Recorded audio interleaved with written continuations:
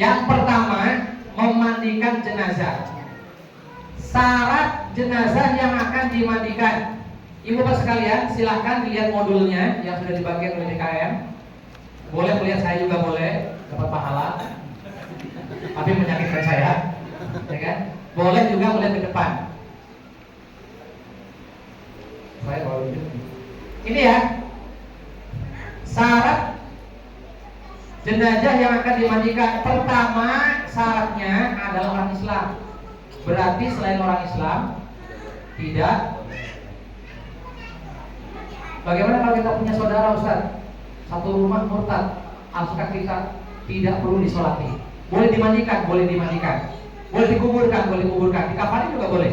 Yang nggak boleh disolati, karena sholat itu adalah doa. Paham? Karena kita nggak tahu ya, jangan dikira non muslim itu orang jauh, orang Brazil mana. Bisa jadi itu ada famili kita atau tetangga kita.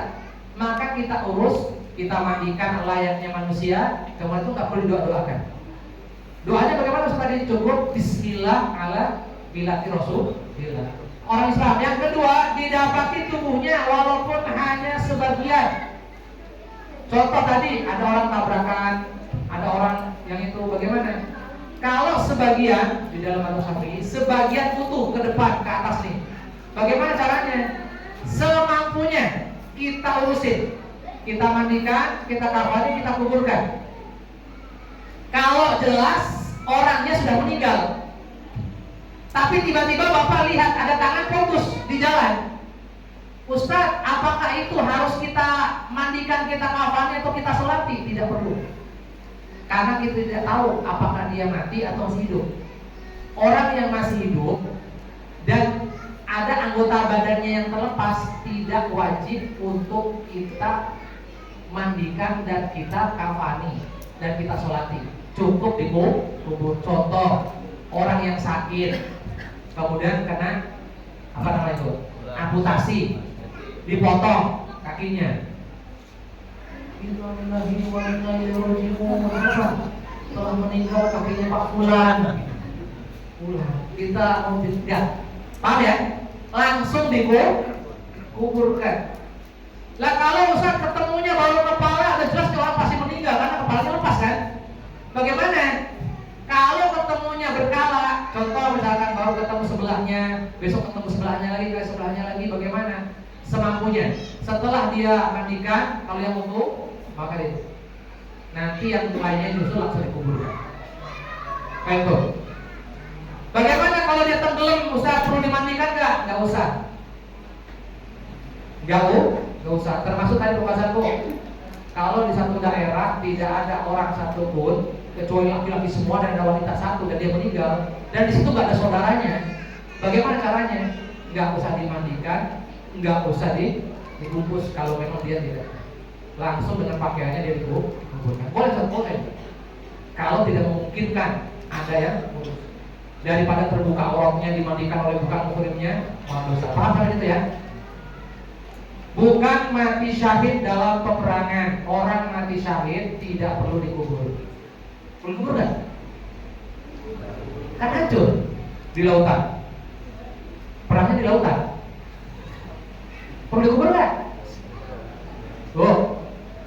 Tidak perlu dimandikan, tidak perlu dikafani. Dia langsung dengan pakaian yang buat perang, langsung dia dikuburkan.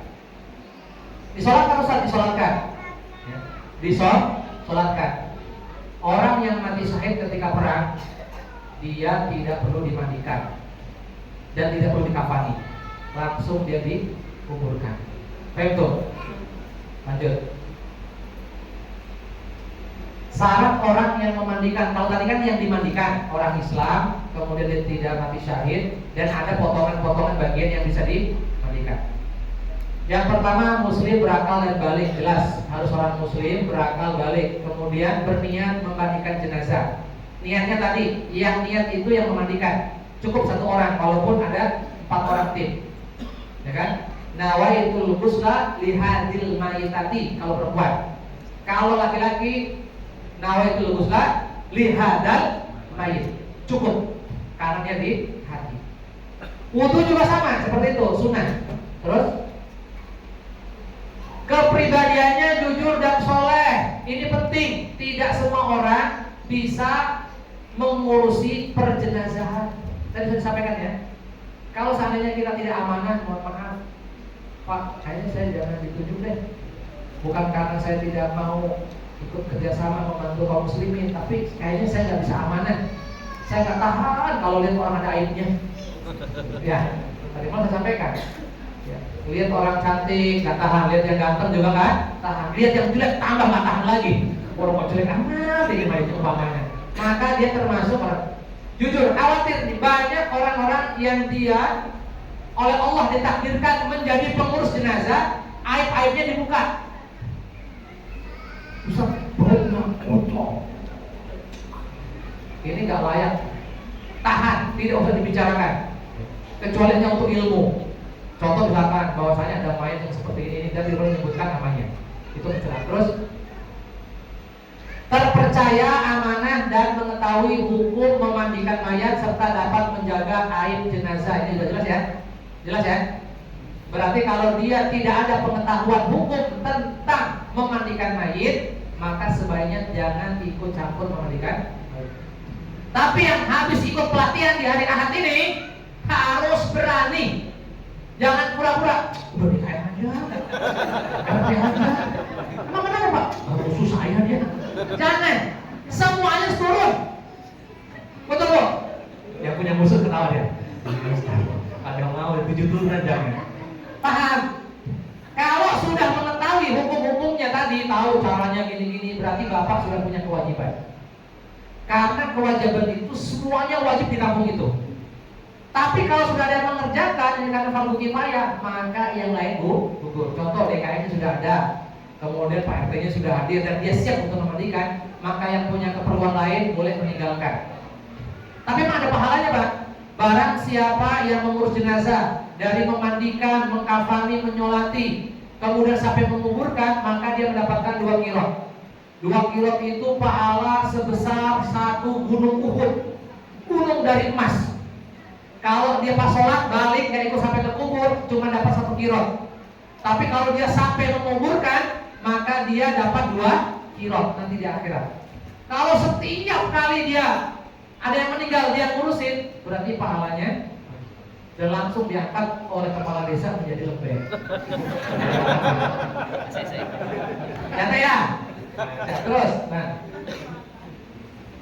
jenis kelamin jenazah yang akan dimandikan. Terus jenazah laki-laki dimandikan oleh jenazah laki-laki. Jenazah laki-laki oleh laki-laki. Jelas ya? Tidak boleh ya? Ustaz, masalahnya dia abu-abu. Ustaz, kayaknya bencong nih Ustaz.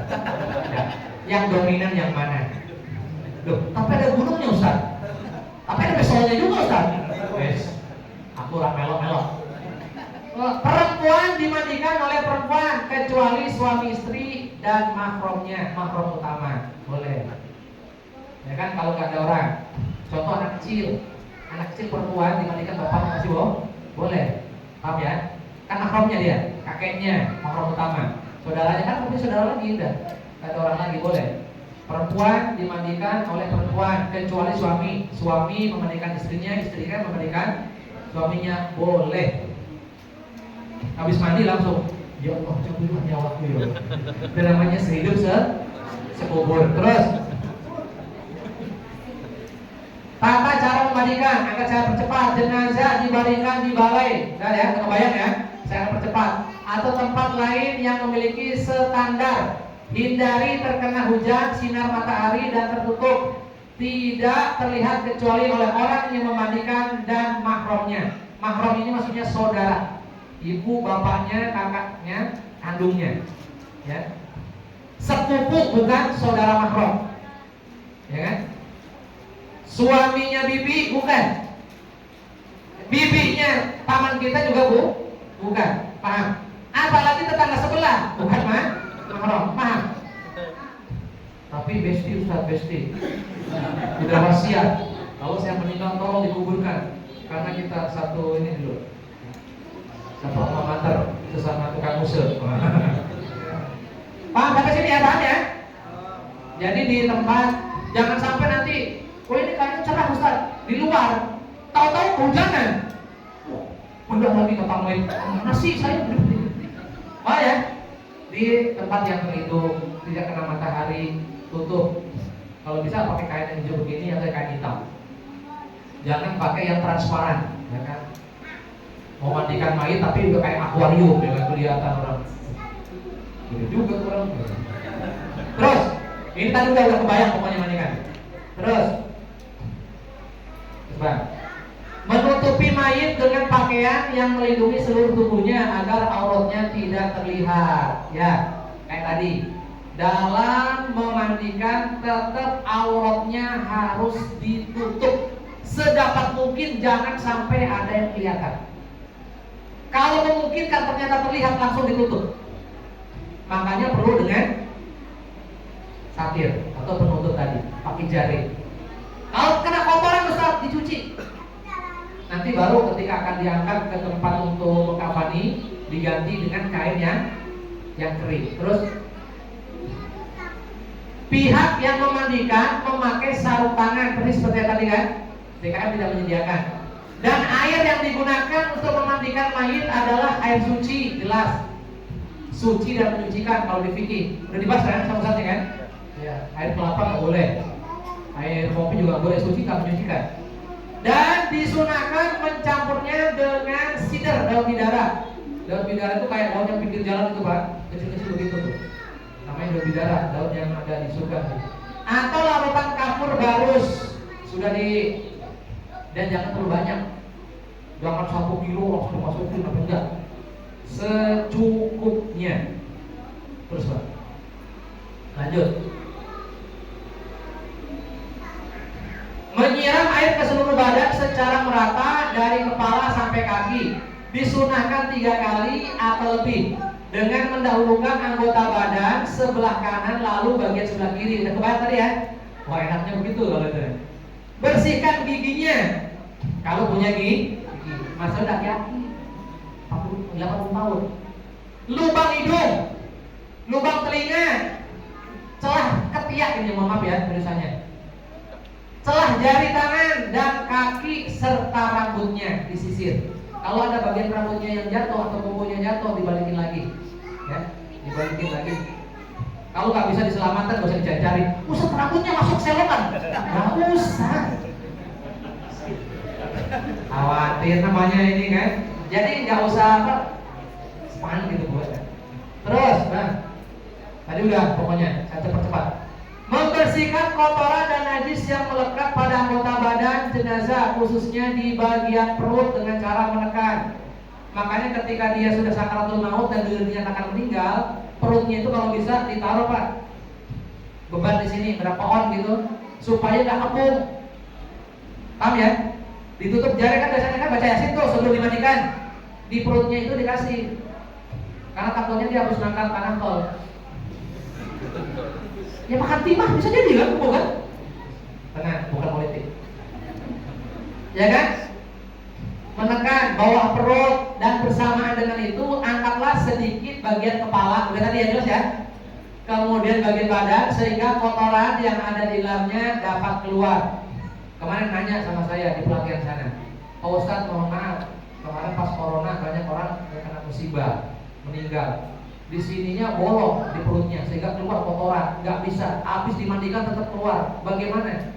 Ditutup pakai kapas atau pakai kain putih tadi. Kan apa ya? Kemungkinan ada juga sampai nggak bisa berhenti, terus saja keluar. Tutup, ditutup. Walaupun bukan lubang utama, bukan mulut, bukan kuping. Di sini mungkin bolong, di sini. Aduh ada nanahnya masih keluar dan sebagainya, ditutup. Udah nggak bisa dibersihkan, udah nggak bisa apa-apa, maka ditutup. Bisa dipahami? Terus mewudukan jenazah sebagaimana wudhu yang akan dilakukan sholat ya, setelah semuanya bersih. Setelah bersih, sebelum memandikan. Sunnahnya itu sebelum memandikan, mewudukan dulu. Tapi yang terjadi sekarang di masyarakat, mohon maaf, itu biasanya ambilnya nggak paham, kan ngaji fikih mungkin, atau nggak ngaji di latihan ini. Kemudian terakhir disiram dengan larutan kafur barus dan harum-haruman. Ini terakhir ini saya memilih pendapat yang ini. Setelah bersih semua baru dikasih kafur. Jangan dikasih kafur dulu baru dibersihkan dengan air. Karena nanti sayang ininya nggak bisa mengawetkan. Karena tujuannya apa tadi Pak? Membersihkan, mewangikan dan mengawetkan. Tujuannya begitu aja. Memandikan. Terus hal-hal yang disunahkan dalam mengkafani jenazah. Ini udah langsung masuk ke mengkafani. Yang ada pertanyaan silakan. Kain kafan yang digunakan hendaknya kain kafan yang bagus, baru kalau bisa ya, bersih, tidak najis dan menutupi seluruh tubuh jenazah. Jangan setengah-tengah. Ustaz, masalahnya ini waktu hidup itu kan dia pakai pimpok, pakai lekbok, pakai lekbolong. Udah mati kita kasih aja pendek-pendek, biar nanti di akhir ketemu tuh malaikat mungkar nakir. Jangan. Ya. Tetap kita sempurnakan. Kain kafan hendaknya berwarna putih, tidak wajib. Boleh dengan yang berwarna apa? Saja. Tapi yang lebih utama yang berwarna putih. Itu yang karena Nabi sabdakan, pakailah pakaian yang berwarna putih dan bungkuslah mayitmu dengan yang warna putih. Lanjut. Jumlah kain kafan untuk jenazah laki-laki hendaknya 3 lapis. Sedang untuk jenazah perempuan 5 lapis. Sudah jelas tadi ya? Sudah kelihatan ya? Sudah.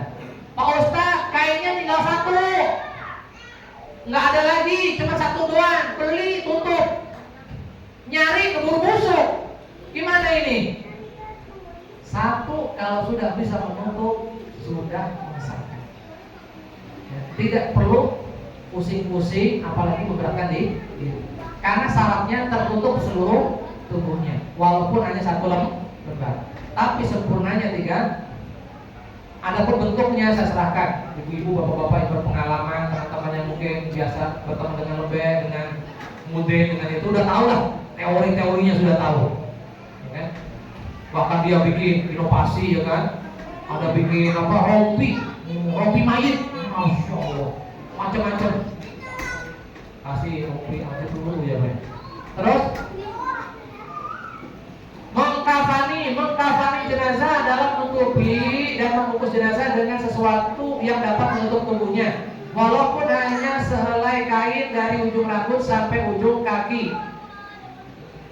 Kain kafan yang diperlukan hendaknya berwarna putih dan diberi wewangian. Bila mengkafani lebih dari batas ketentuan, maka hukumnya makruh, sebab dianggap berlebihan.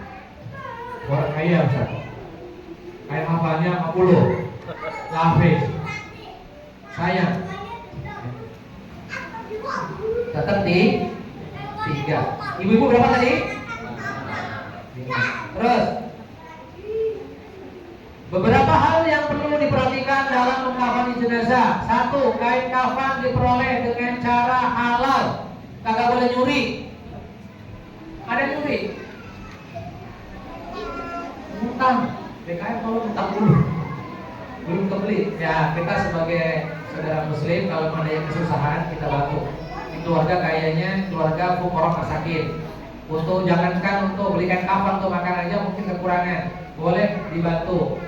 Ya ini dari harta peninggalan mayit kalau dia punya harta, tapi kalau dia jomblo nggak punya harta, tinggal sebatang kara, bagaimana? Kita bantu. Paham ya? Ini nggak terikat. Ahli waris atau diambil dari baitul mal, berarti punya kaum muslimin. Orangnya udah nggak punya harta, memang nggak punya harta, udah nggak kerja, udah lama. Maka diambil dari anaknya. Anaknya kagak boleh pelit. Mau ngapain dikasih kain kafan? Dulu aja punya harta kagak ngasih. Atau dibebankan kepada orang Islam yang mampu. Ini boleh nih. Ini catatan. Ya. Kalau kita punya tetangga kaum muslimin yang nggak mampu, kita wajib untuk menolong. Kita, misalkan saya sudah menyiapkan kain kafan, saya bawa 20 tahun yang lalu saya beli waktu di pesantren. Kata ibu Ustaz, kenapa? Boleh nggak kain kafannya saya ambil? Buat apa? Saya mau duluan. Boleh Bu ya? Boleh. Terus, kenapa? Ini Kain kafan hendaknya bersih, berwarna putih dan sederhana, tidak terlalu mahal dan tidak terlalu murah. Jadi lihat biasanya di pasarnya begitulah harganya. Masa ada kain kafan harganya sepotongnya 1 juta, kan nggak mungkin ya? Ini orang kaya Pak, dia meninggalnya di apa ya? Di Karawang itu, San Diego. Udah pesan udah? Masa di perumahan sini mesinnya di sono ya kan? Keren banget deh. Emang kalau keren begitu terus malaikat gak bertanya? Tanya juga. Terus tata cara mengkafani jenazah, saya percepat. Jenazah laki-laki dibentangkan kain kafan selai demi selai paling bawah lebih lebar dan luas, serta setiap lapisan diberi kapur baru. Tadi sudah saya sampaikan begitu. Mestinya kainnya agak gedean, harusnya. Jangan terlalu kecil, gede itu lebih bagus. Pokoknya ukurannya gitu Pak ya. Kalau diameter kita nih 30, berarti kali 3 nya. Biar mudahnya. Itu paling mudah kata para ulama. Nanti atasnya dilebihkan. Lebihkan 60 atau 50 nanti udah. Gitu kan. Enggak harus full. Ustaz kepalanya segini, hati-hati loh. Karena saking paniknya keluarga. Coba ukur dong bapakmu, diukur sama dia Ustaz. Akhirnya sama itu dipotong bener Pak. Ustaz, kenapa? Ini kayaknya Allah gak terima nih mayit nih. Masa potongannya gak sampai segini? Ternyata yang ukur sah. Itu fitnah sama itu Pak. Kasihan itu. Mayit gak salah apa-apa difitnah ya kan? Betul? Hati-hati. Tapi diukur dulu. Ukur, pastikan kainnya baru dilebihkan. Termasuk kuburannya. Satu orang yang dikirim ke sana dengan ukur yang sama yang kerjain harus betul-betul sinkron. Ini yang terjadi nih, fitnah juga itu sama mayit itu. Ustaz, buminya gak terima. Kenapa? Padahal sudah diukur. Menyempit kuburnya. Ternyata gali salah. Paham? Oke. Angkat jenazah dalam keadaan tertutup dengan kain dan letakkan di atas kain kafan memanjang, lalu taburi wewangian. Pak Ustaz, kita jauh dari kota, gak ada minyak, gak ada minyak wangi, gak ada apa-apa. Boleh gak pakai jeruk yang wangi? Boleh gak pakai pandan? Boleh gak Pak? Apapun bentuk yang wangi, Pak Ustaz, karena dia juragan duren, boleh gak pakai duren Pak Ustaz?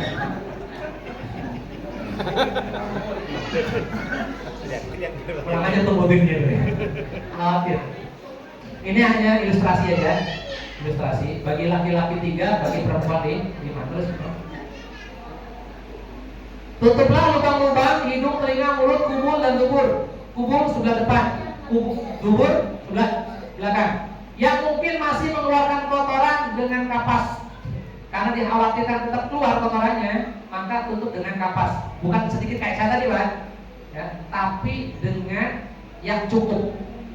Jangan takut kehabisan kapas. Kalau kurang beli lagi. Ustaz dikit aja lah, karena bisa buat mayat kedua. Jangan.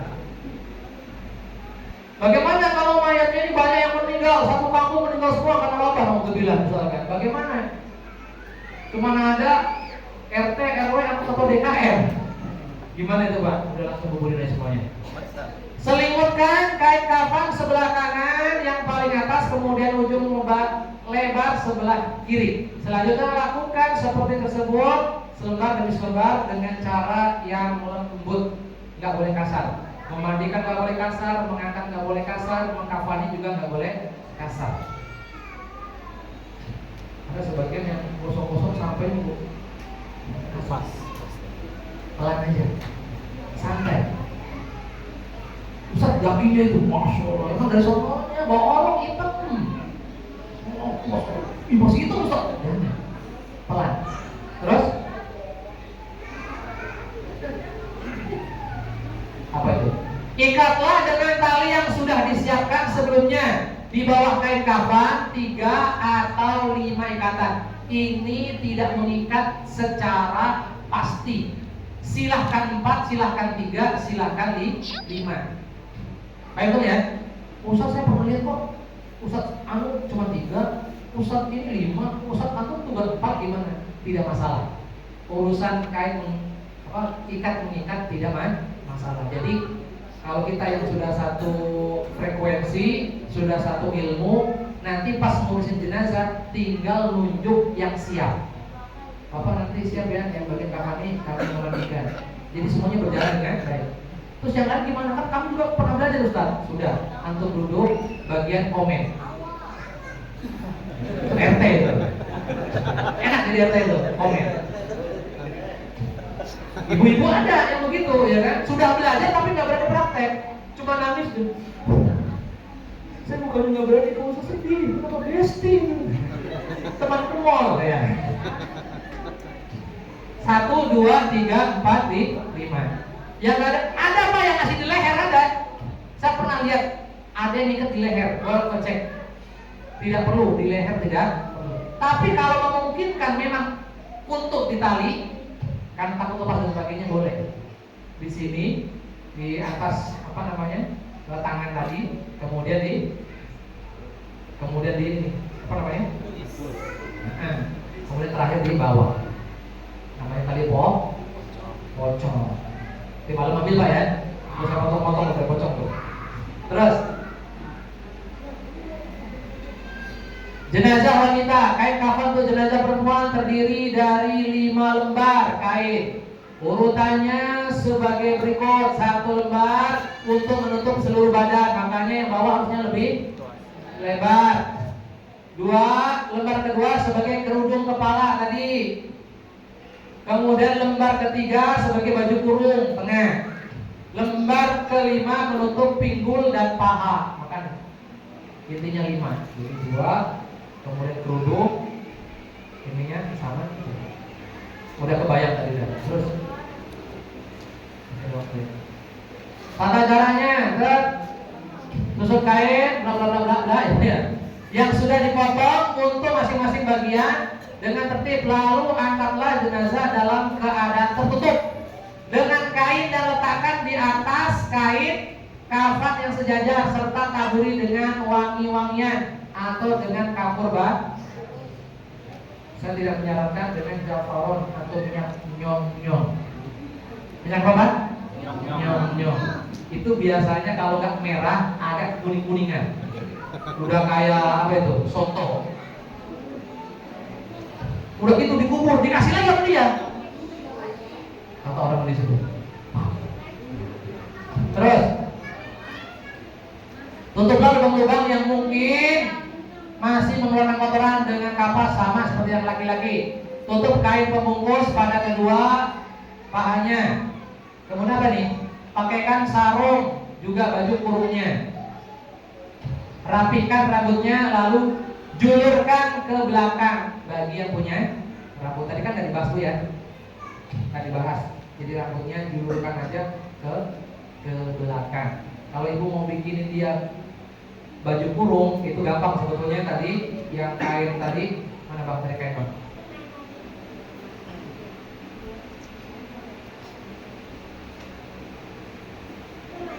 Ini kan kain bu ya, kain begini.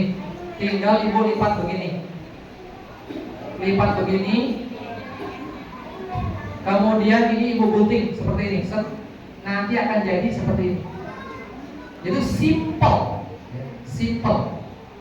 Saya ulangi, kainnya gini, ukurannya nggak usah disamain, gini, karena nanti itu untuk yang bawahnya.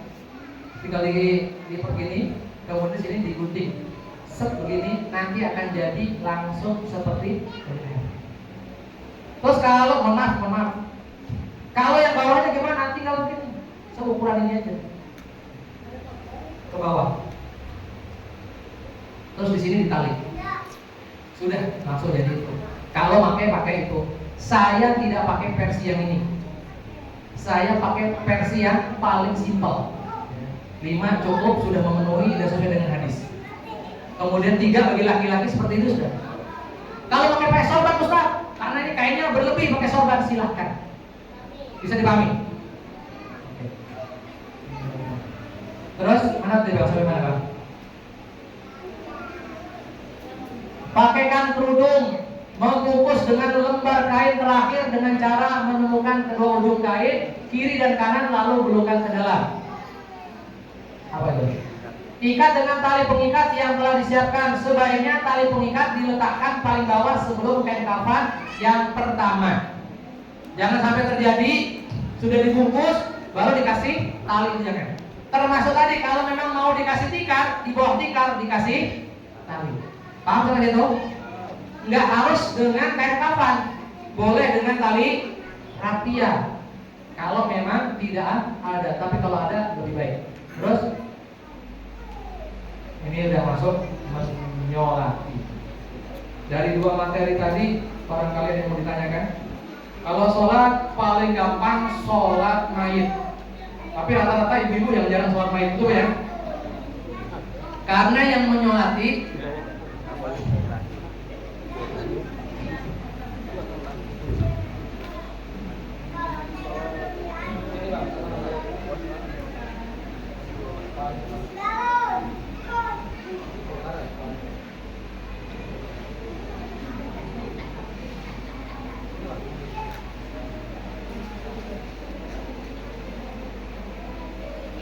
ini biasanya kalau mau menyolati, ini kan sudah dikeranda Bu ya. Kalau dia jenazahnya ini perempuan, maka di dekat anaknya. Kalau laki-laki di kepalanya. Tidak perlu ruku atau sujud. Pak Abu Nawas nanti. Oh pakai sujud Ustaz, ini dosanya banyak. Ternyata nggak bisa mimpin. Cukup dengan 4 takbir, ya kan? Usolli ala hadal mayit. Saya niat untuk menyalakan mayit. Fardhulillah ta'ala, cukup. Hadil mayitati. Kalau di Masjidil Haram, di Mekah Madinah, setiap 5 waktu pasti ada sholat jenazah. Apalagi musim haji nih, 2, 3, 4, 5. Nanti kata Imam Sudes, ya kan? As-salatul janazah, gitu kan? Itu langsung tiap 5 waktu ada yang meninggal. Pokoknya semua Jazirah Arab yang meninggal pasti dibawa ke Madinah, dibawa ke Mekah. Yang dekat Mekah akan disolatkan di Mekah. Yang itu setiap 5 waktu. Walaupun habis sholat subuh. Tapi kan harus Ustaz, sholat yang ada sebabnya boleh. Termasuk karena ada mayit. Nanti setelah sholat subuh, Assalamualaikum warahmatullahi. Assalamualaikum warahmatullahi. Habis wirid sebentar itu langsung Salatul janazah, salatul ghaib. Cukup 4 rakaat. Yang pertama takbir, kemudian baca Fatihatul. Ada yang belum hafal Fatihah? Terlalu. Yang kedua, takbir kedua sholawat. Boleh sholawat Ibrahimi, boleh sholawat Allahumma sholli ala sayyidina. Cukup. Kemudian takbir ketiga. Sama di sini kan? Allahu Akbar. Alfa. Allahu Akbar. Salat. Terus Allahu Akbar, takbir ke Allahumma ighfir lahu warhamhu wa'afi wa'fu anhu. Berarti mayatnya. Kalau perempuan Allahumma ighfir laha. Mayitnya banyak Ustaz. Allahumma ighfir lahum warhamhum wa'afi wa'fu anhum. Kalau mayitnya 1 tapi anak kecil, sama kalau dia laki-laki. Tapi boleh pakai tifl. Usolli al hadal mayit tifl. Saya sholat mayit untuk anak kecil ini. Masalah niat gak masalah, mau dilafazkan. Tapi kalau Fatihahnya tetap dibaca. Nanti takbir keempat, Allahu Akbar, baca apa? Allahumma la tahtimna wa la taftina waghfir lana. Terus kalau sebetulnya di kitab itu nggak ada takbir keempat baca doa. Doa itu semuanya di takbir ketiga. Maka kalau di Mekah, di Madinah itu kalau sudah takbir keempat langsung Assalamualaikum warahmatullahi wabarakatuh. Assalamualaikum warahmatullahi wabarakatuh. Itu sampai warahmatullahi. Kalau sholat biasa kan 5 waktu cukup Assalamualaikum warahmatullahi, betul kan? Tapi kalau sholat mayit Assalamualaikum warahmatullahi wabarakatuh. Paham nggak itu? Kata mayitnya waalaikumsalam warahmatullahi wabarakatuh. Ustaz mau pakai tahlil, mau ini kalau teman-teman Nahdiyin orang-orang itu biasanya ada taklifnya. Jamaah, gimana ini mayit baik? Kata yang pojok enggak. Untuk bersaksi. Kalau memang yang menyolatkan itu banyak, lebih baik memang dibikin sopnya banyak. Karena setiap sop yang menyolatkan akan menjadikan sebab syafaat dan kebaikan untuk si mayit. Tapi bukan berarti kalau ada orang yang nyolatin sedikit nggak baik, belum tentu. Nabi itu disolatkannya di kamar Aisyah, nggak diiring. Satu negeri semuanya menangis nggak? Karena ada kita banyak artis meninggal, katanya dibilang wali, betul kan? Berarti dia nggak belajar sejarah. Nabi itu yang nyolatkan sahabat-sahabat utama doang. Beliau wafat hari Senin karena perdebatan masalah khilafah, masalah pemimpin. Beliau akhirnya di hari Rabu baru dikuburkan. Sebaiknya mayat segera dikebumikan. Ada 3 hal yang harus disegerakan. 1, mayit kalau sudah siap dikuburkan segera kuburkan. 2, sholat berjamaah kalau sudah waktunya segera dikerjakan. Yang ketiga, anak gadis yang sudah mendapatkan jodohnya segera dinikahkan. Jangan pacaran 9 tahun. Itu pacaran apa? Dalam, belakang, depan semuanya udah paham. Begitu nikah baru 2 hari cerai. Ustaz jangan nyinggung-nyinggung dong. Itu kan saya. Saya tidak menyebutkan nama, tempat, dan itu waktu. Kalaupun ada yang sama itu fiktif. Senang pacaran ya? Enggak. Betul Bu ya? Setelah itu baru dibawa ke kubur. Kubur yang sudah disediakan. Ada 2. Ustaz, berapa ukuran kubur yang mesti dibuat? Sebagian ulama segini, sedepak. Ukuran orang normal. Kira-kira segini nih, 2 meteran. Atau orang tinggi badannya ya segini. Kalau seandainya untuk apa? Untuk menjaga keamanan daripada kehormatan mayit, agar nggak digali oleh serigala, oleh kucing, oleh anjing dan sebagainya. Baunya tidak tersebar kemana-mana, maka kalau tanahnya gembur, maka sebaiknya yang di tengah, ya, lubang lahatnya itu. Tapi kalau tanahnya keras, itu yang utama di pinggir sebelah barat, dimiringkan, baru dikasih papan, kemudian baru diuruk. Siapa yang uruk? Sebaiknya keluarga terdekat, jangan musuhnya. Kalau musuhnya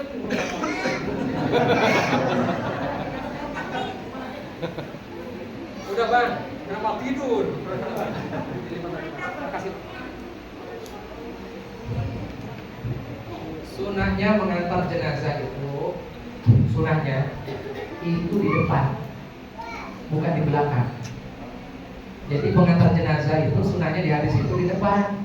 Baru masalahnya kan yang bawa jenazahnya nggak mau. Kalau siapa lagi nggak mau, ya kan? Kita biasanya di belakang kan, main duluan kan? Nah itu berarti belum ngaji. Istiqomah aja ngaji, tapi nggak tahu ilmunya. Enggak, itu lah begitu di hadisnya. Kalau begitu yang lain nikah, bukan dalam bahasa itu. Yang lebih utama seperti, jadi begitu mayit nanti datang ke kubur, kita sudah berdiri di situ. Itu namanya menyambut kedatangan jenazah, bukan mengiringi itu pakai klakson yang malam ini langsung dihajar sama dia. Mayit itu nggak akan marah, mau belakangan. Kadang-kadang kita menyakitkan orang yang hidup, tapi kita mendahulukan yang mati, betul kan? Semua anak muda semuanya, awas. Kata mayit, mati mau dikubur kapalnya ke kapal. Kata si mayit, emang ada yang begitu? Sampai uraian singkat tadi, ada yang mau ditanyakan silakan. Monggo.